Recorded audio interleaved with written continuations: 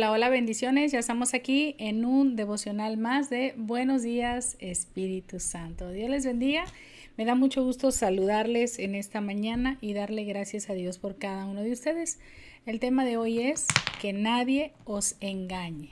Que nadie os engañe. Y me voy a basar en Colosenses capítulo 2, versículo 8. Colosenses capítulo 2, versículo 8.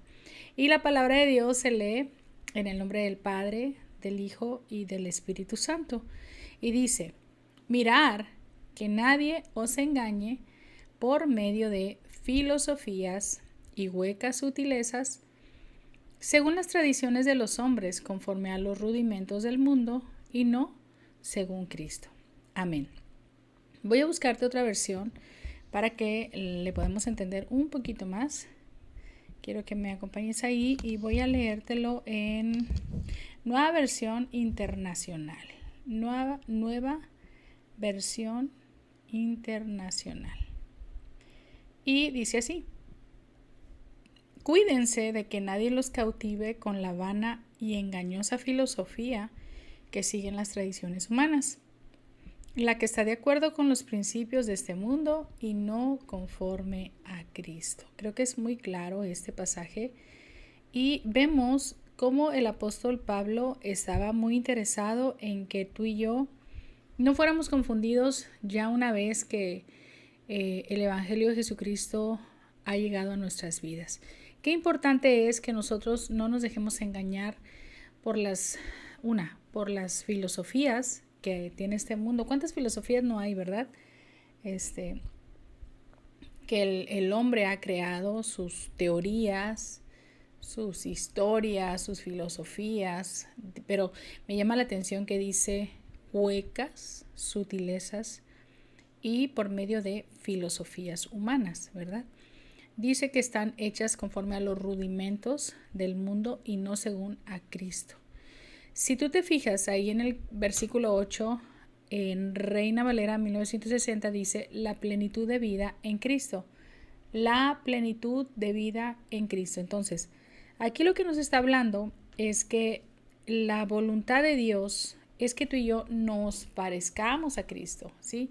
Tengamos esa identidad correcta o que nos parezcamos un poquito. Cuando en un domingo creo que les estaba explicando que la estatura del varón perfecto, que llegáramos a la estatura del varón perfecto, no quería decir que llegáramos a lo que era su estatura, porque nadie sabe cuánto medía Jesús, cuánto medía de estatura cuando estuvo en su forma humana. Pero de repente hemos llegado a tergiversar esta palabra y creemos que cuando está diciendo que tenemos que llegar a la estatura del varón perfecto que es Cristo, es que tú y yo tenemos que llegar a esa estatura. No habla de la estatura. Cuando hablaba ahí las traducciones dice que el llegar a la estatura era llegar a parecernos a su carácter, que pudiéramos tener nosotros ese tipo de carácter para poder subir como que en ese grado espiritual en el cual Jesús estaba, ¿verdad? En ese grado donde aunque él tenía emociones, sentimientos, porque ¿cuántos saben que Jesús lloró? La Biblia dice en San Juan 11:35, si no me equivoco, Jesús lloró. Es el versículo más corto de la Biblia. Jesús lloró, así tal cual dice. También dice que se enojó, estaba enojadísimo cuando estaban con la vendimia, ¿verdad? En el templo, en la casa de Dios, y él llegó y se empieza a tumbarles todo y ¿qué hacen aquí? Y empieza a regañarlos y empieza a aventarles todo, ¿verdad? Lo que tenían. Estaba enojado. Y la Biblia dice que él escribe, ¿verdad? Airaos, mas no pequéis, ¿verdad? Obviamente te puedes enojar. Él tenía emociones y tenía sentimientos. Era como cualquier ser humano, con la grandísima diferencia es que nunca pecó. Él nunca pecó. Tenía esos sentimientos. Por eso es que la Biblia dice que Él es tu abogado y el mío. O sea, puede entendernos cuando tú y yo estamos pasando por alguna situación sentimental, cuando estamos pasando por alguna situación de debilidad en la carne, y él comprende, porque él fue humano y él sabe qué se siente, ¿verdad? ¿Qué se siente sentir coraje? ¿Qué se siente sentir abandono? ¿Qué se siente sentir ira, que se siente sentir que la gente no está para ti, aún sus amigos cuando él tenía que orar porque ya se había llegado su hora y él les dijo, ¿verdad?, que lo acompañaran a orar y él baja y los encuentra dormidos. Imagínate el dolor de su corazón de ver a sus amigos, porque no solamente les llamaba discípulos, les llamaba amigos. Entonces, imagínate su dolor de ver a sus amigos dormidos cuando él estaba ya pues en esa tristeza, en ese nerviosismo, porque tanto así que dice que sudó sangre. O sea, esto es impresionantísimo que el Señor Jesucristo haya sudado sangre. Entonces, vemos que en él estaban esas emociones a flor de piel, tanto así que se dice históricamente o teológicamente que reventaron sus petequias y por eso las cabecitas de vena empezaron a brotar esa sangre, ¿no? De todo lo que era la presión alta, lo que había subido, ¿verdad? Cargar con todo el pecado del mundo no era cualquier cosa.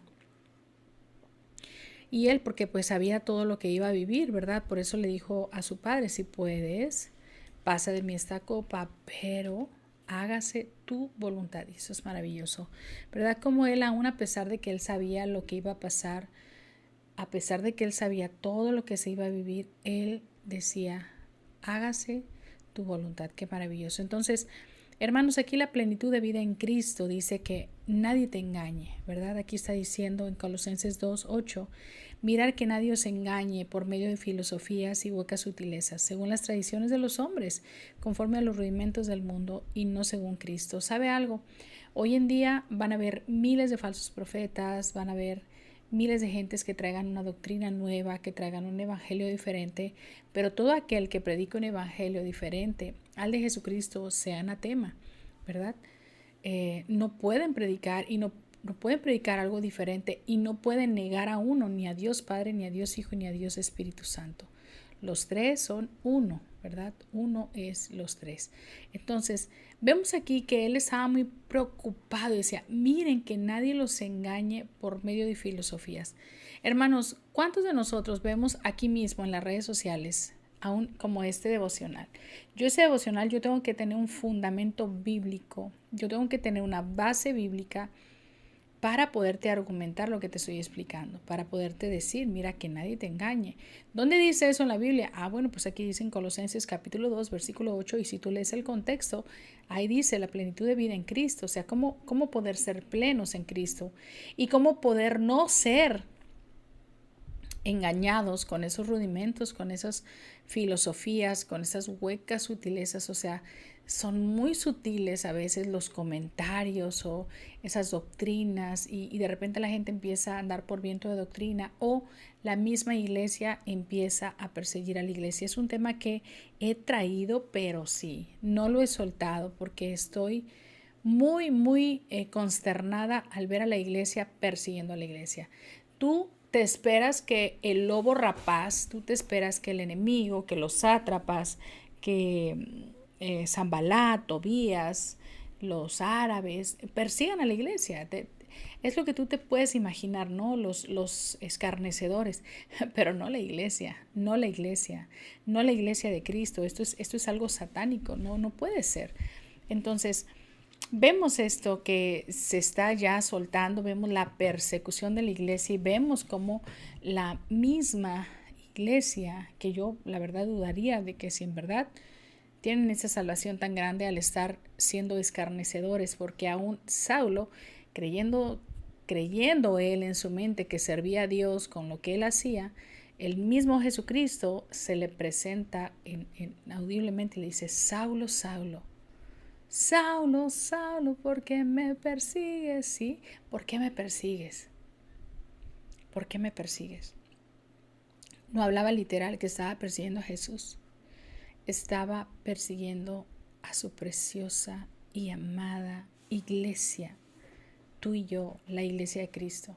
Entonces, vemos esto, cómo Jesús se dolía de esa persecución de Saulo hacia su iglesia. Entonces, hoy en día, el Señor nos está animando que nadie nos engañe por medio de filosofías, por medio de doctrinas, porque independientemente de que empieces con tus debates teológicos, que como le gusta a la gente ahorita hacer debate teológico, que sinceramente yo no sé a cuántos alcanzan así, que lo que deberían de estar es predicar el evangelio, y esos debates no hacerlo públicamente ante los bebés espirituales, porque se quedan más confundidos de lo que ya están, ¿verdad? Son temas muy, muy delicados que si tú quieres debatir y contender, hazlo en privado, con la gente que tú tienes que debatir, los que son muy sabios, pero no confundas a la iglesia, ni hables de odio, ni hables de sectarismo, ni hables de divisiones a la iglesia, que son los pequeños de Cristo. La Biblia dice que mejor te hubiera sido no tocar a los pequeños de Cristo, ¿verdad? Mejor te hubiera sido amarrarte una piedra de molino y aventarte al fondo del mar. Entonces yo traigo mucho eso en mi corazón y eso me lo puso ahorita el Señor, Colosenses 2:8. Mira que nadie te engañe por medio de filosofías. Ninguna filosofía va a ser mayor que el Evangelio de Jesucristo. Ese amor tan hermoso, San Juan 3:16, porque de tal manera amó Dios al mundo que ha dado a su Hijo unigénito. ¿Para qué? Para que todo aquel que en él crea no se pierda, mas tenga vida eterna. Entonces vemos cómo es que si tú y yo seguimos a Cristo y si dejamos que el Espíritu Santo nos esté guiando, podemos de alguna manera estar guardando nuestro corazón de estarnos contaminando con tanta hueca sutileza, con tanto sarcasmo, con tanta división, con tantas cosas que el hombre usado por Satanás ha querido hacer para dividir y contender con la misma iglesia. Es inaudito que ahorita se levanten tantos, es bíblico, pero es inaudito que entre la misma iglesia se levante. Entonces, recapacitemos, ¿verdad? Que nadie te engañe. Medita lo que estás escuchando, que todo sea conforme a la palabra, que todo sea conforme al evangelio y sobre toda cosa guardada, guarda tu corazón. Tú eres el responsable de guardar ese corazón, no Dios. Dios te dice a ti, sobre toda cosa guardada, guarda tu corazón. ¿Por qué? Porque ibas a ver de todo, ibas a ver peleas y contiendas entre los mismos hermanos, entre los de la religión y la gente iba a decir, no, hombre, pues si entre ellos se acaban, pues ya no necesito yo andar detrás de ellos, entre ellos mismos se están acabando, ¿sabe? Es totalmente bizarro esto, muy triste y es un foco de alerta, ¿verdad? ¿Qué es lo que está pasando? Que nadie te engañe por medio de filosofías y huecas sutilezas. Tienes que aprender a poner tu mirada en Cristo, tienes que anhelar, tratar de llegar a esa plenitud, a esa estatura del varón perfecto que es Jesucristo, tratar de que tu carácter se parezca más, el mío se parezca más al de Cristo, y que cada vez que estemos haciendo algo malo, nosotros nos interroguemos y digamos, ¿qué haría Jesús en mi lugar? ¿Qué haría Jesús en este momento? ¿Cómo reaccionaría Jesús ante estos ataques o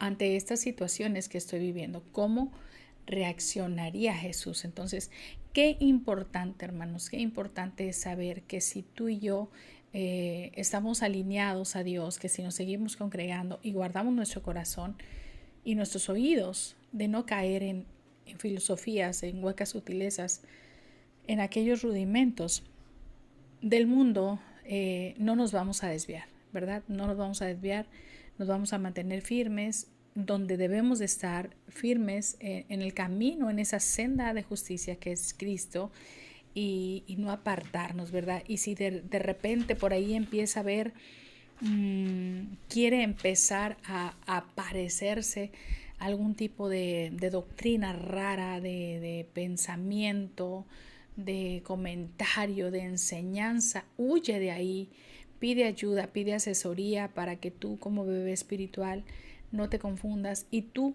que te crees maduro espiritual, que ya crees que lo sabes todo, dice la palabra de Dios que todo aquel que crea que está firme, cuídese que no caiga. Cuídese que no caiga, amén. Ese es un llamado de atención para todos, para no ser engañados. Son los últimos tiempos y necesitamos mantenernos firmes y con nuestra mirada puesta en el autor y consumador de nuestra fe, que es nuestro amado Jesús. Espero que haya sido de bendición este mensaje. Dios te bendiga y nos vemos en el siguiente devocional.